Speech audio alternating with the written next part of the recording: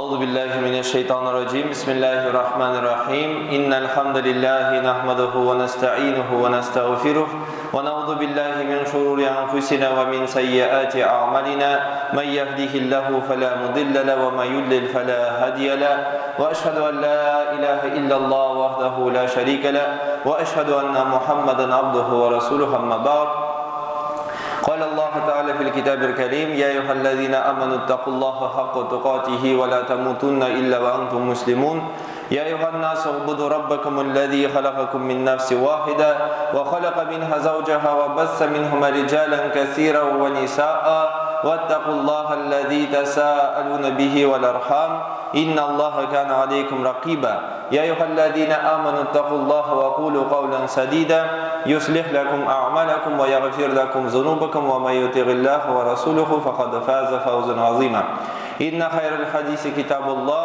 وخير الهدي هدي محمد صلى الله عليه وسلم وشر الأمور البدعة وكل بدعة ضلالة وكل ضلالة في النار Барша мәхлуқатларны юктан бар итеп, ниғмәтләп ва тәрбияләп торган, мағбуд бил хак булган Раббыбыз Аллага күңел төрләребездән чыккан һәм сәнәребез булса иде рәхмәт өчен җибәрелмеш ахыргы пәйгамбәребезгә Мухаммад Мустафа саллаллаху алейхи ва салламга, аның ахлы бәйтенә, аның сахабаларына ридвануллахи алейхим Аллаһ Тәгаләнең ризалыгы булса иде.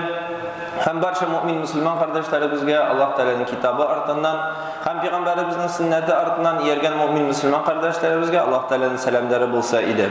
Гысылланып һәм тахаратланып, улуг булган Рамазан айларыбызда, улуг булган Җомга көндәребездә килгән мөмин мусламан кардәшләребезгә изге ниятләр белән Аллаһ Тәгалә савапларын күрергә насип итсә иде.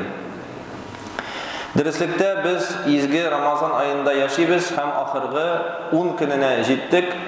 Бу 10 көн Рамазан аеннан изгелерәк, иң изге булган көннәр һәм Рамазан ае елның иң изге булган ае һәм біз бу 10 көнгә кердек һәм бу көннәр җәһәннәм утыннан кыткарылу, итқу минан нар дигән көннәре бу көннәрдә пәйгамбәрбез алейхиссалам көндәр буе Кур'ан укып, изгелек кылып, садакалар биреп яшәгән, төнен намаз укып үткәргән, гаиләсен, хатыннарын, балаларын уятып гыйбадәт кылырга пәйгамбәрбез алейхиссалам өндәгән. Бу 10 көннең һәрберсенең улы булган кичәсе бар, ул да булса Кадыр кичәсе. Аны бөтенебез беләбез. Кадыр кичәсен ахыргы 10 көнендә эзләгез дип пәйгамбәрбез алейхиссалату вассалам безгә әйткән. Бу Кадыр кичәсенең фазиләте 1000 айдан хәерлерәк. 1-2 сәгать вакытны әгәр дә ки без нәбу таравих намазын укып бетергәч, игә кайткач һәм сәхәр ризыгы тамамланганча кадәр, ягъни инде иртәнге намаз вакыты кергәнчә кадәр берничә генә сәгать тугандар, нәбу берничә 1-2-3 сәгатьне әгәр дә ки без гыйбадәттә уздырсак, кулыбызда Кур'ан булып Кур'ан укысак, Аллаһ Тәгаләне зикр итсәк, дуа кылсак, Айша радиллаһу анһадан риваят ителә хадис, Пәйгамбәрбез алейхиссаламга сорады, Кадыр кичәсен мин көткәндә нинди дуа белән бу Кадыр кичәсен көтим дип сорагач, Пәйгамбәрбез алейхиссалату вассалам әйткән: "Аллаһумма иннака гафуун каримун тухиббу афу фаъфу анни" дип нәбу дуа белән Пәйгамбәрбез алейхиссалам Айша хатынына нәбу Кадыр кичәсен эзләргә, Кадыр кичәсен көтергә кушкан. Дәреслектә Аллаһ Тәгалә: "Син гафу итүче юмарт, син гафу итергә яратасың, мине гафу ит" дип әйтергә Пәйгамбәрбез алейхиссалату вассалам кушкан. Һәм әгәр дә ки менә бу көннәрдә без сәҗдәләр кылып Кур'ан укып уздырсак, Пәйгамбәрбез алейхиссалам әйткән 1000-нән яхшырак, димәк инде әгәр дә ки елларга күчерсәк, 83 ел гыйбадәттә үткәрү күбек тиң була. Менә бу 2-3 сәгатьне гыйбадәттә үткәрәбез, 10 көн ахыргы 10 көндә Кадыр кичәсенә ләгәбез, иншааллах, һәм 83 ел гыйбадәттә уздырган күбек. Уйлап карыйк әле, нинди фурсат. Төрле инде сәбәпләр кылсак та, нинди ничектә тырышып карасак та, хаҗга барып намазлар укысак та, мондый зур гыйбадәткә ия була алмабыз. Чөнки 83 ел бер ничек, бер нинди мизгелгә, бер нинди минутка туктамыйча гыйбадат, гыйбадат, гыйбадат 83 ел дәврендә беркем дә намаз укый алмый, чөнки безнең ашыйсы бар, безнең гаиләбез бар, безнең эшебез бар. Бу 83 ел дәврендә без гыйбадатта булган күбек, шундый улы булган савапка ия булабыз. Һәм шундый фурсат белән без кулланып алырга тиешбез. Аны югалтмыйк, бу фурсатны biz indi kullanıyıq. Bu kişinin tek bulgan günlerinde izlerge deyip Peygamberimiz aleyhissalatu vesselam hadislerde aytilgan, o kişini bik tыныç bulur, ferişteler jirge ingenin mümin kişiler köngülleri bilen elbette sezirler.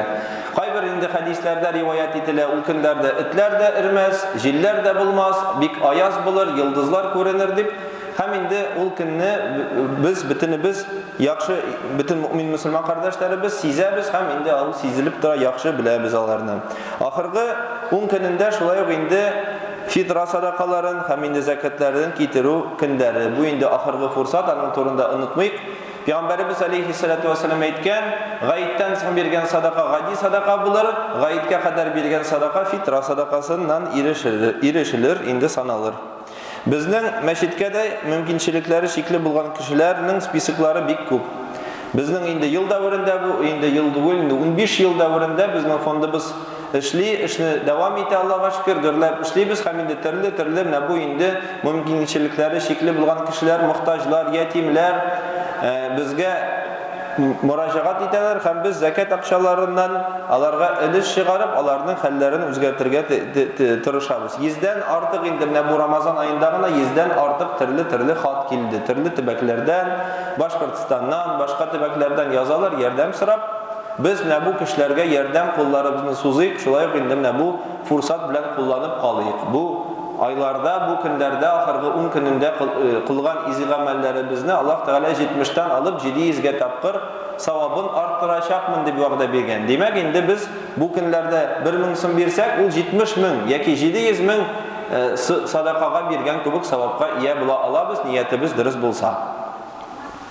Peygamberimiz aleyhissalatu vesselam'ın hadislerinde kişilerinin hallerini o'zgartirish turunda bir hadisler var, bir kişinin halini o'zgartsak, buruşlarından qutqarsak, operatsiyaga jetmagan akşasının ilişin qaplasak, yaşaw o'rnida remont yasasak, arbada yürüyüşü kişilerge mesela yana zamancha o'zi yeritirgan arba alıp bersek, bu meseleni tipli şeşu bular. Agardaki kişi nidir mesele bilen müracaat eteyken, ana bizning 150 so'mimiz, mesela kişiga 200 minglik kolyaska kerak, o'zi zamancha yeritirgan elektroprivat bilan o'zi yeritirgan kolyaska kerak, ul 200 ming so'm tura. Sen o'zining fitra sadaqani alasың da 150 so'mmi, 500 so'mmi ul kishiga ketirib berasan. Ul kishi kolyaskani ala olamı ol akşaga? Albatta ala olmayı. Amna qarag'iz, alamda ko'pmi kishilar o'tira. Bir-biringizga qarab oling'iz qardoshlar, ko'zlaringizni ko'ringiz. Mana qarag'iz, ko'pmi bunda qardoshlar o'tiraymi? Her şu kardeş agardaki 500 so'm ketirsa, bugün Cuma'dan chiqqanda bir kolyaska alırlık akşa jiyala. Dürüst mü? Dürüst. Hem biz bir kişinin nersesin halen o'zgartdik. Kolyaskası yok idi, yoki salama idi, alama idi. Tuttuk da, jiyildik da 500 bizning kisadan ketuvi biz sezildimi, ağır buldu mu bizning 500 ketuvi? Yok, albatta biz kafega barıp 500 so'm her kafega kirgan sayın qoldiramiz, bilamiz. Kibitga kirdik, neydir, g'adigina rizqlar aldık, ipi, süt, may 500 bitti. Agardaki biz 500'ni bugün bitini biz bundan Cuma'dan chiqirga ketsak, bir kişinin hali o'zgartilar. Bir abinin vannasında, tuvaletinde mesela tulusunca sanuzili remont yasala, o'ylab qaraylik.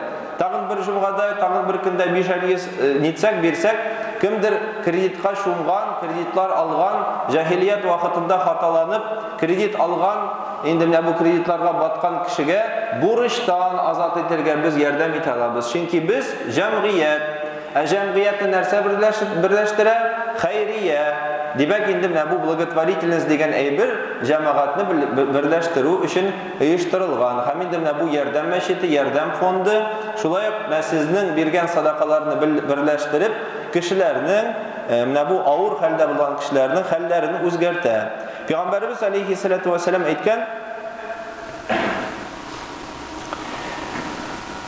kimda kim kardeşinin meşakkatini cheksa, бәләдән коткарса, юл ачса, аңа Аллаһ Тәгалә мәшәкатен чишер.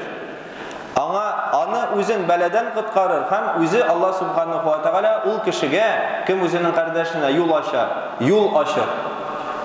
Һәм инде закатларны безнең мәчеткә китерү иң дөрес юл.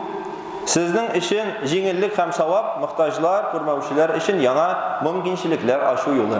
Баракаллаху ли ва лана фил Куранил азим ва нафa'ana bil ayatil ва зикрил хаким. Астагфируллаһ ли ва лакум ва лисаирил җамаатил муслимин аль-хадирин аҗмагин иннаху гафурur рахим аҗвадул карим ас-самиул алим.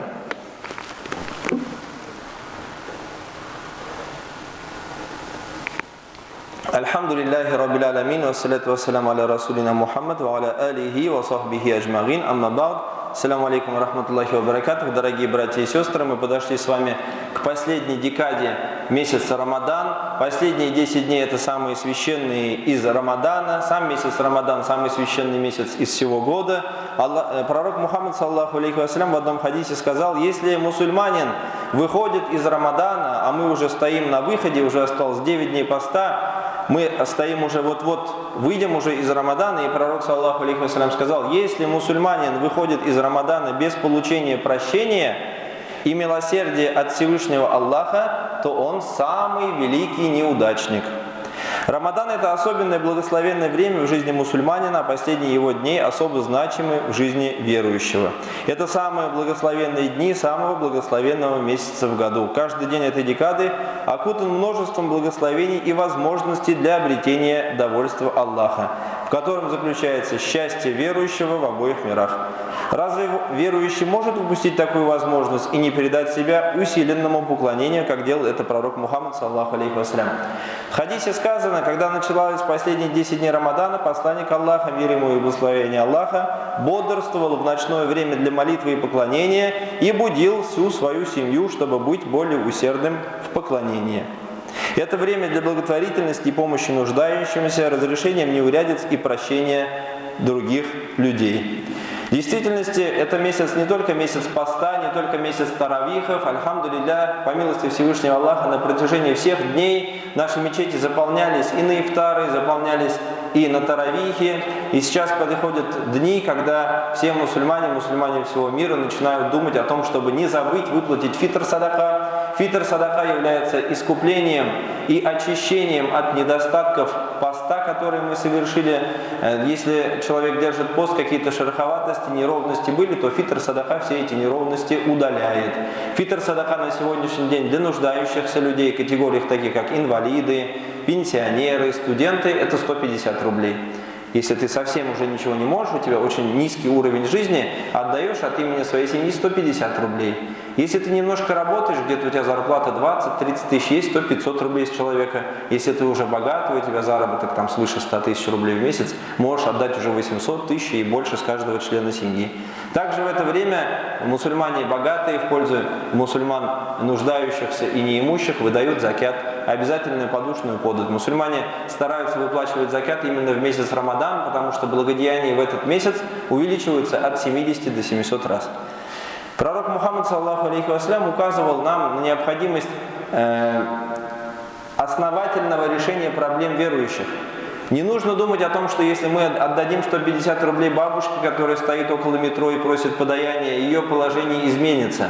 Вы отдадите ей 150 рублей, она эти 150 рублей сегодня потратит, а завтра опять придет на то же место и будет просить опять подаяния. Не лучше ли взять эту бабушку под ручки, увести ее, то есть пойти к ней домой, узнать, какие у нее действительно есть насущные проблемы, почему она дошла до такого состояния, что она находится на паперти. Может быть, найти каких-нибудь волонтеров, представить к ней, которые будут приносить ей еду, если она собирает на еду. Если она вдруг попала когда-то там в долги какие-то, да, кредиты, у нас очень часто бывает так, что люди занимают, не зная, на какие проценты они подписываются, и потом это им приходит очень большим горем и печалью, которая обременяет их на протяжении многих лет. И у бабушки, например, 50% от пенсии уходят на кредиты, и она поэтому вынуждена прийти и просить подаяние. Не лучше ли будет узнать, почему она там оказалась, и решить проблему основательно, например, закрыть все ее кредиты? Вот сегодня здесь в зале сидит очень большое количество людей. У нас сегодня пришла заявка от одной девушки, мусульманки, которая проходила здесь у нас курсы, у нее сломалась коляска. Каким образом мы можем помочь ей? Если каждый человек, например, кто-то возьмет ей 150 рублей фитр садака принесет, коляска у нее новая не получится. Это невозможно. Но если, потому что она стоит 200 тысяч рублей, но если каждый, выходящий из этого зала, сегодня в ящик положит по 500 рублей, то вполне возможно, что мы через несколько пятничных проповедей соберем сумму, необходимую на то, чтобы купить коляску, которая изменит жизнь молодой мусульманки-инвалида, который в этой коляске нуждается. Это и есть сила общества, это и есть сила джамаата, о которой пророк Мухаммад саллаллаху алейхи вассалям говорил. Пророк Мухаммад саллаллаху алейхи вассалям объединял людей не только вокруг намаза, не только вокруг уразы, но также он объединял людей вокруг благотворительности. Во время пророка был целый институт сбора закятов, были сборщики закятов. Пророк Мухаммад саллаллаху отправлял их в различные удаленные районы халифата, где собирался закят с каждого человека, кто должен этот закят выплатить, и потом уже он аккумулировался и распределялся среди нуждающихся мусульман.